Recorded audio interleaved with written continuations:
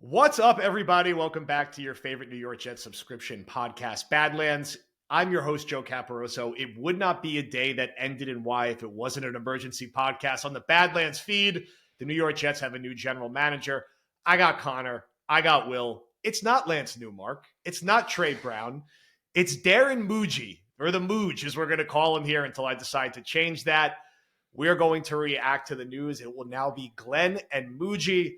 Connor, Will, how you doing? How you feeling? I feel like we took a long road to get here, but One way to put it, yeah. we finally arrived, and it feels better. Again, this is a candidate, we've all been talking about in the group chat, just that you think there's a little bit more upside than Newmark, a little bit more upside even than Brown, who, while younger, I think is a couple years away from this kind of chair. And when you look at Muji, while he's a surprise finalist compared to the names we've been talking about for a couple weeks, he's somebody that's had a lot of power in Denver. He's been through different regimes where it feels like Sean Payton specifically looked at him and respected his opinion, his different steps he's taken as an evaluator. A couple of people I've talked to felt the same exact way. They said, I've been on the road with him. He is a good evaluator. He's by far the best of the three in that specific pool, just scouting evaluations on the pro and college side. The things, Will, I will admit is I have no idea how he's going to adjust to the other hats you need to wear as a GM. I don't think anyone can answer that. That'll be what is the variable at hand. Yeah, this is a former player, guy who has actually talked, if you watch some interviews, talked about, cut down day and him been a part of cut down day. He was roommates with Kevin O'Connell in college, was a quarterback. Me and Connor are talking about this. Go look up what he looked like playing quarterback versus receiver versus now. It's the trips through Ozempic and veganism must have really hit him. But no, he's a guy again who's made a really quick, very quick rise to being an AGM in the NFL is like obviously no shit, but one step below obviously being a general manager. And this is a guy who didn't start as a scouting intern until 2012. Within 10 years, he was already an AGM. That's fast. And had won a Super Bowl. And he's the third youngest GM, I believe, in NFL history to get a job when he was hired. Ryan Poles younger, Andrew Barry's was 32. So that we're not sure if we'll ever see that again. But yeah, no, he's a guy who's got a scouting background. I think all of us a bit hesitant on maybe the cap guy, quote unquote, coming in. I know Mike Tannenbaum had success here, but it was a lot in part to Mangini and Rex and a lot of these other guys. I think that's why we're hesitant on a guy like a Greenberg, or hey, we were looking maybe some analytical stuff. The Broncos have an analytical department. I think it's the best of the three, and the upside, and I also think the floor is higher. Yeah, I would agree. I think that's important too with a younger GM. You do worry sometimes, rookie head coach, rookie GM. What's the floor going to be like? Steve Wilkes on the defensive side of the football, maybe a Todd Haley on that offensive staff, mixed with, we'll see what the Jets do aside from Muji, but his floor definitely feels a lot higher than a Lance Newmark, who I feel like provided no excitement, and the Trey Brown, who felt like more of a guy you want to root for than maybe be your GM. Yeah. I think what I like the most about Muji's resume compared to what we were talking about with Newmark is I just think there's more upside for what the stage of the career he's at. And ironically, one of our not best friends of Sean Payton is sort of becoming this key connective tissue to this new regime between Glenn and him, and then got the O'Connell factor, which these are not the worst circles to be swimming in. If nothing else, Sean Payton could coach and Kevin O'Connell could coach. They think highly of this guy. That's not a bad sign. Has the chops from the scouting, has been an assistant GM, has been a part of some drafts when we got a specific Discord question where they've done some good work on day 2 and day 3 specifically, despite having some limited swings at the top of the first round that are pretty encouraging to point to. And look, a lot of these GMs, all of these GMs effectively that they were seriously considering, it's going to be a bit of a dart throw. There's a difference between sitting in the assistant seat and the head seat, or being a lead scout and sitting in the head seat. And I think what we'll be looking for, much like Newmark, is what we thought we were looking for with Newmark. Who's he going to put around him, right? If he's heavy on the scouting and he's a little younger, who's his 52-year-old number 2 cap guy who's really savvy at building contracts? How does he work to build out a new analytics department? How does he partner with Aaron Glenn in that effort? What does he do with his staff? How much turnover is there in scouting in year 1 and year 2? I think we all agree this is going to be like a head coach first regime. Like Glenn is the number one guy in the building in a way that Saleh wasn't, in a way that Bowles wasn't, in a way that late stage Rex probably still was, but it's a bit of a different setup for the Jets.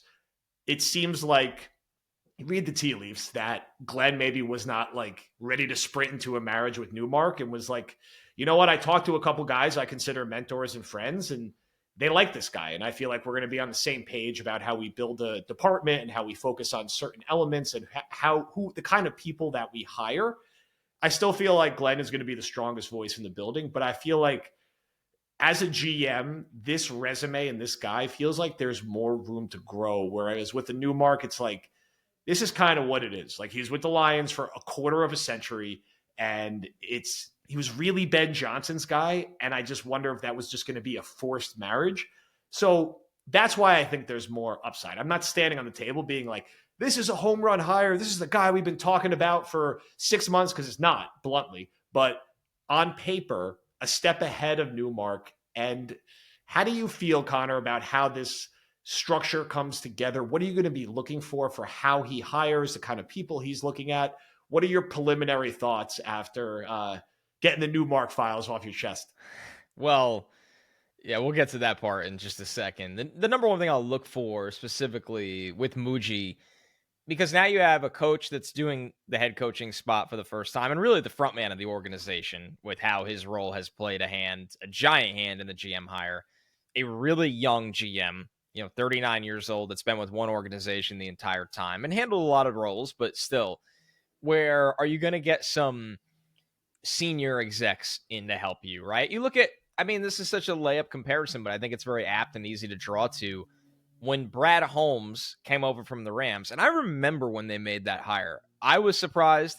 People I talked to that worked with Brad were a little surprised how quickly that came together, and were like, I don't know, that's a tough place to succeed. Not a lot of people have over the last couple of regimes. And Brad Holmes, not taking away credit from him because he deserves it. If anything, this is more credit. He brought John Dorsey and Ray Agnew with him, right? As Agnew as assistant GM, Dorsey as really what Joe Douglas did with Phil Savage, that senior personnel exec. But Dorsey had hit on drafts, like a ton of different drafts. And those two guys were gigantic evaluating voices in the room with Holmes, where they had a big three at the top of all their personnel decisions, which is why I was a little skeptical on Newmark, because when they got there, yeah, they slapped senior on his title, but he was not 1, 2, or 3 in command in making personnel decisions. And that's not even factoring in how big of a voice Dan Campbell is there in personnel decisions. So I was just skeptical of his hand in their success in Detroit. And then when you added in the 23 years where he was there, and I even just broke down the 5 years as a director where he was running the drafts, outside of some offensive line picks, the drafts were uninspiring. I think what people don't realize is when you go through these searches, your communication with the candidates is not constant. It's real. They had a virtual interview with Aaron Glenn, which, like, imagine being on a Zoom call and deciding the future of your multi-billion-dollar organization. And then you bring them in, right? And they knew that was their guy. They were going to do everything to hire him. But maybe something changed where they had a conversation with Aaron Glenn, and it was a thought like, you know what? I would like to be a part of a round 2 of GM searches. I don't want to just assume, just because I crossed paths with the guy before, that this is the guy. And you can kind of even connect some dots. Glenn is going outside the box with the rumored names to his coaching staff. So Glenn is clearly, much like Brian Dable was once upon a time, and a lot of other guys in the past, comfortable going outside his tree, his structure, people he knows. And I think that probably also ended up happening with the GM search as well. It wasn't, I just need to have somebody in here that I've worked with and I know. That's not a good approach. That's why I was so not outraged, but skeptical of Newmark being such a no-brainer move, because it felt like low-hanging fruit that had no ceiling and honestly felt like comfort food that wasn't necessary. So I was really happy that they ended up having a real second round and how much of a hand Glenn has in it. And ultimately that he's being creative with his hires, and not just the coaching hires, but clearly the personnel side too, where I wonder after Muji who the hires are after him, because I think they should have 2 big hires in them in the front office alongside him. Yeah, no, I agree with you. I think I was going to touch on that too. Is just that I know we've all talked about it a little bit, but that echo chamber, just because there was a lot of the partnership stuff, whether it was Grigson and Flores, we saw a lot of Grigson and McCann. Like it was just Yeah. like, oh, did you work on a team together? And you even look at a Trey Brown and Aaron Glenn, I was like, oh, they're friends, and that's cool. And I appreciate that might be helpful for 6 months, but we saw Joe Douglas and Robert Saleh were very friendly and buddy, and I don't know that was really helpful because So was Rex Hogan. Yeah, so was Rex Hogan. Him and Joe Douglas. Joe Douglas was more upset about losing Rex Hogan to fish with than he was his own job. So, I would just say, like, I think it's cool that from a lot of ways, Muji and Aaron Glenn come from the same tree, right? I mean, obviously, Muji was with Sean Payton only the last couple of years, but Glenn's a Sean Payton tree guy as much as he is a Parcells guy. It's all the same kind of. Sean's very demanding. He'll tell you whether you like what you want to hear, whether you like it or not. He doesn't trust a lot of people, Will. Doesn't trust a lot of people at all. And to survive a regime where John Elway trusted very little people, but he did hire Muji right out of college. It's one of his guys, yeah. And George Patty stays on, and we see that usually you can survive one regime. For Sean Payton to come in, who's won a Super Bowl, who's been super successful, and say, no, you're going to stay as my AGM in your mid-30s, and I don't know anything about you. And then has trusted him. If you look at that track record, you reference some of those drafts. They've drafted all pros, not just Patrick Surtain. They've drafted all pros. They've drafted plenty of Pro Bowlers. They've drafted guys on day 2 and day 3. I mean, the Broncos are going to be in a lot of the same situation the Jets are in for 2025. A talented roster and a superstar corner that needs to be extended. Remember, he just went through this with Patrick Surtain. The Broncos have done a good job of extending interior offensive linemen. Quentin Miners, who's a homegrown guy, I believe, in 2021. Yeah. That was Muji's first year as director of player personnel, that draft. So, they just got those two guys locked up. The Jets are going to a very pivotal fall season of Sauce Gardner and Garrett Wilson in specifics who need to be extended or at least have preliminary conversations. Even in AVT, he just went through the guard market on the same draft class. Does he have an idea what he may pay AVT?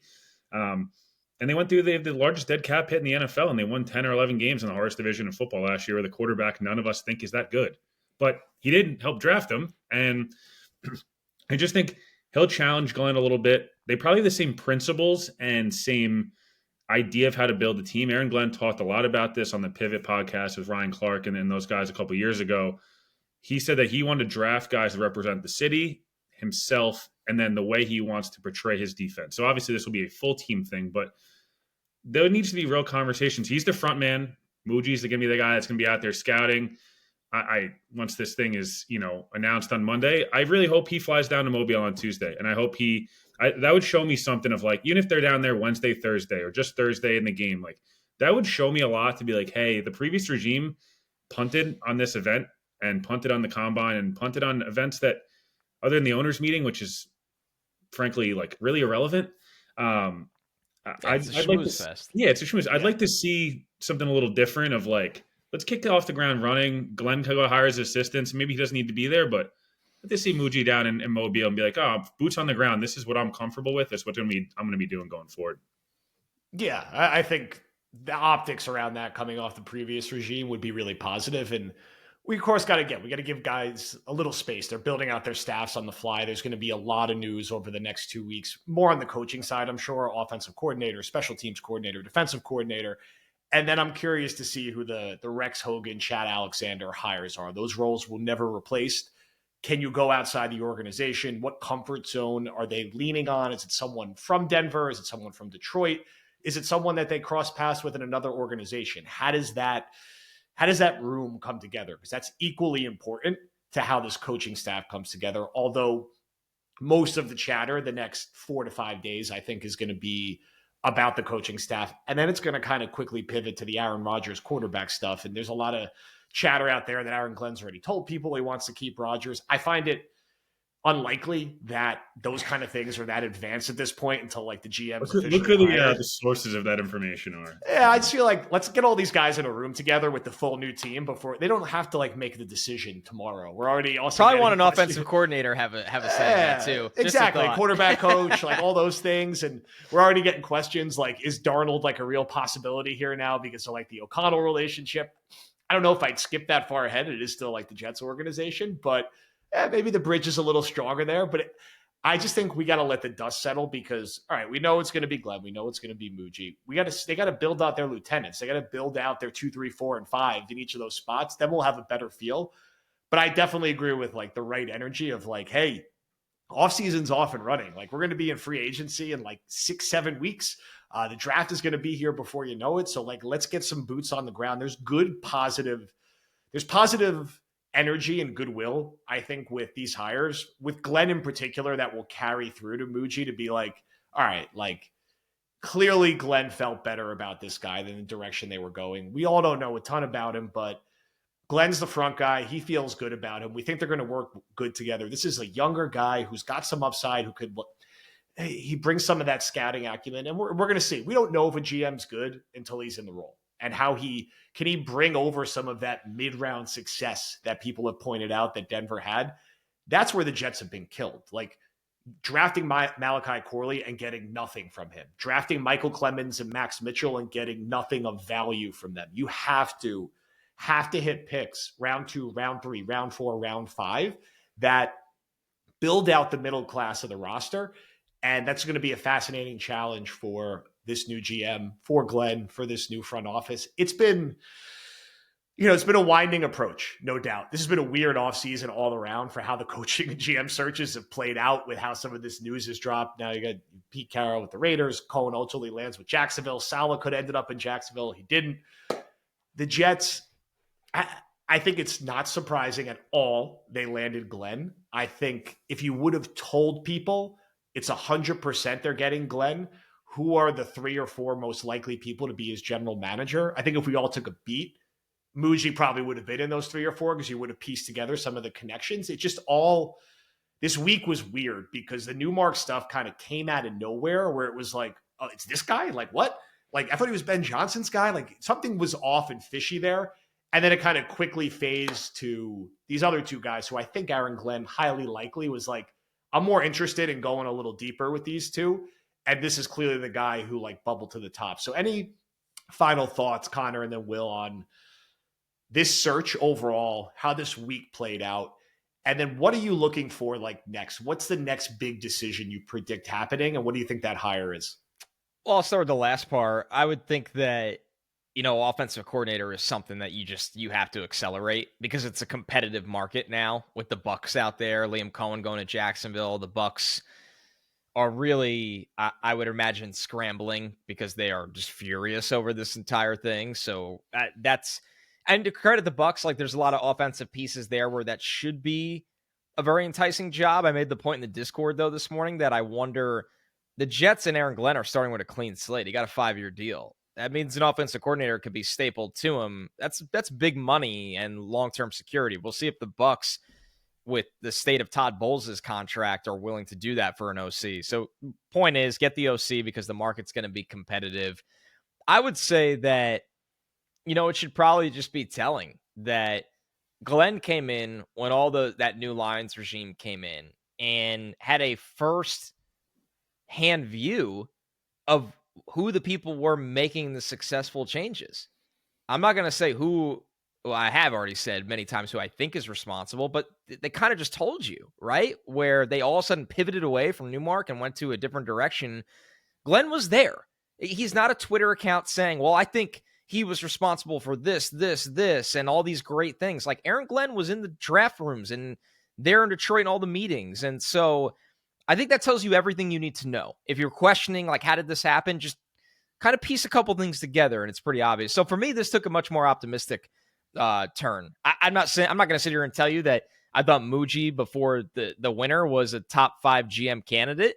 I mean, he's on list and he's a good evaluator. He's going to have to show he can wear a lot of other hats and he's going to get the opportunity to do so. And I think the kind of cool, exciting part, Will, is that Aaron Glenn has a chance to be this organization's Pete Carroll. Like he's the front man. He's the face of it.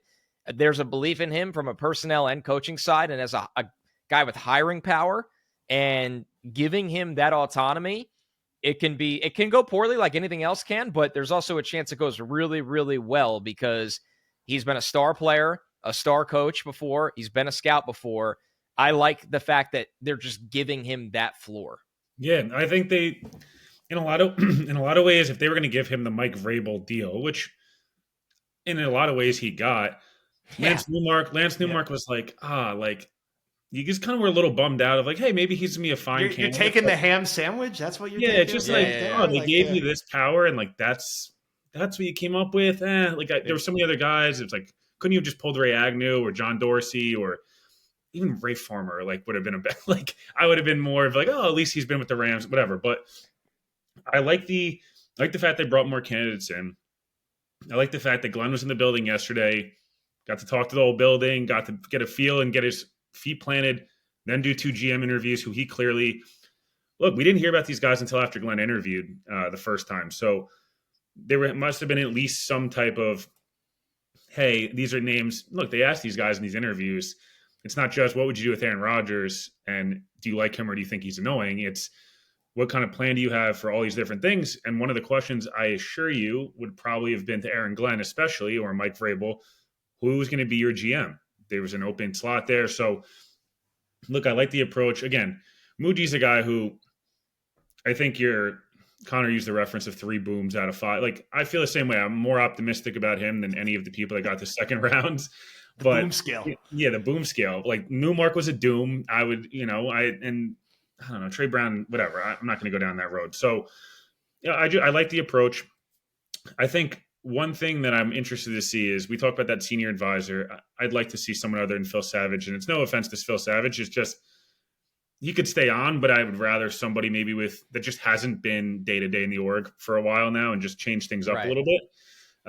Which is what they always do. Like, there's always lingerers. Yeah, and Phil Savage is like, his reputation obviously deserves more than the typical Jets employee that hangs around for 25 years, but you get the point. Yeah, you get the point. I'd like to see them bring in some type of a cap guy to be able to kind of say like, hey, I'm a scout. Aaron Glenn's a scout and a coach at heart. Like they are going to need someone on that side. There's a lot of void years. There's a lot of big contracts that are coming up. Just somebody that can be like, hey, I'm going to navigate it. You love in a dream world to go take somebody from Philly or Tampa, these organizations that are really good with that. I don't know the answer there. To be honest with you, I don't think Halby and Mike Greenberg aren't taking number 2 or 3 roles and leaving the organizations they're at. So there's that. And then Connor mentioned Aaron Wilson had a tweet that I thought was encouraging. He feels pretty strongly, it seems as though that Nick Haley will be the Jets OC, and that he's already been talking to people about who he's going to bring with him on his offensive staff. So McVay approved. Chris Banjo is likely going to be their special teams coordinator. It seems like Westhoff, he's a guy who played for Glenn and Westhoff and is with Sean Payton. He's 33 years old, so it's another guy. Like, they're going to have a young staff, but I think it's really important. I know you guys brought up Todd Haley. Like, I feel pretty strongly Todd Haley should be on the staff. I'm with you. He coached the Jets when they were good. Old, angry energy. They need a little crazy. Yeah, they need a little old crazy. He's a lunatic, and I talked about this yesterday on there 2 days ago on the Glenn pod.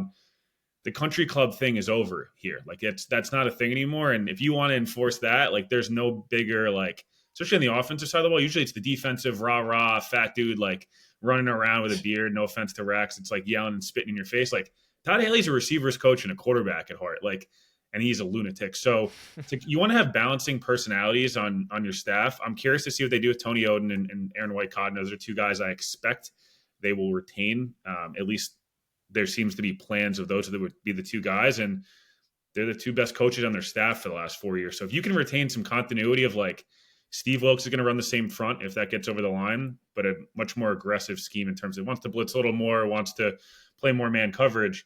But, like, you don't have to move Quinnen to be a nose tackle. You don't have to move Quincy Williams to all of a sudden be an outside linebacker, although I'm sure he'd be great.